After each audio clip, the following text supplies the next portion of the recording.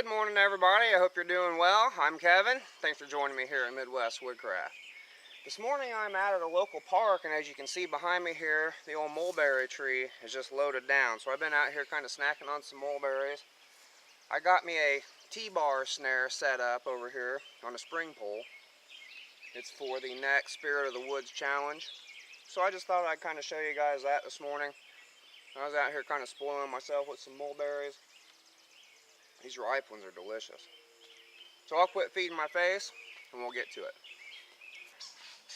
Okay, so this is what I ended up coming up with. I was doing some research as I had not done the T-bar before.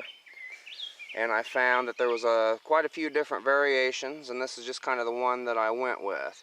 Here I have the vertical post stick driven into the ground, and it has a C-notch cut into it here, where this goes in here, the crossbar goes in. You can see I've kind of carved that crossbar down to where it'll go in there easy.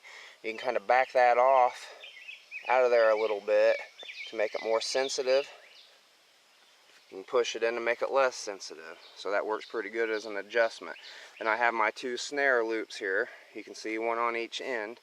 And I'm going to say right now, these snare loops aren't perfect. I didn't take a ton of time fixing them up pretty or anything like that, loading them or anything like that. And I would also like them to probably be a little bit longer if I was actually setting this up in the practical application. I wouldn't want them coming right in here like this, because this trap's going to probably distract the animal.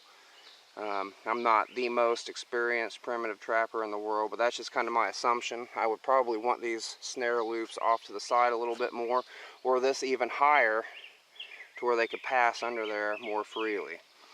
So you can see I have the cordage tied to each side here, kind of balanced, going up to our spring pole.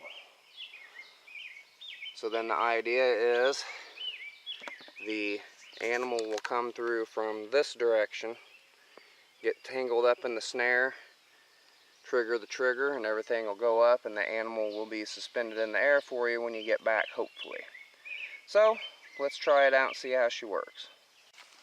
Okay, so we'll set this off in a couple different angles for you. So the idea is that the animal is going to be coming from this way. This is going to be a trail where it forks off. So we're going to have a snare on each side of the fork where it forks off. So you have two chances to catch an animal. So the rabbit's going to come down through this way, decide he's going off to this direction. He's going to get caught in the snare here, try to get out, and he's going to trigger the trigger and hopefully get snared in your snare. You're going to also want probably a taller spring pole here. I was just using something that was already kind of tore up here at the park, so I didn't want to cut the top off of any good saplings or anything. That kind of gives you the idea how it works. I'm going to set this back a little bit farther and we'll see what it looks like at a distance.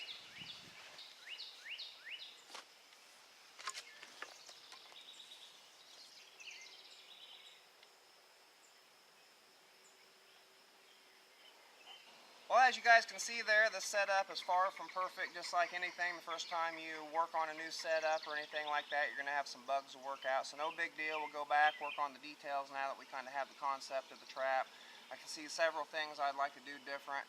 I could actually shorten this cord a little bit, wrap that around a few times. That'd give me another 6 or 8 inches of clearance here.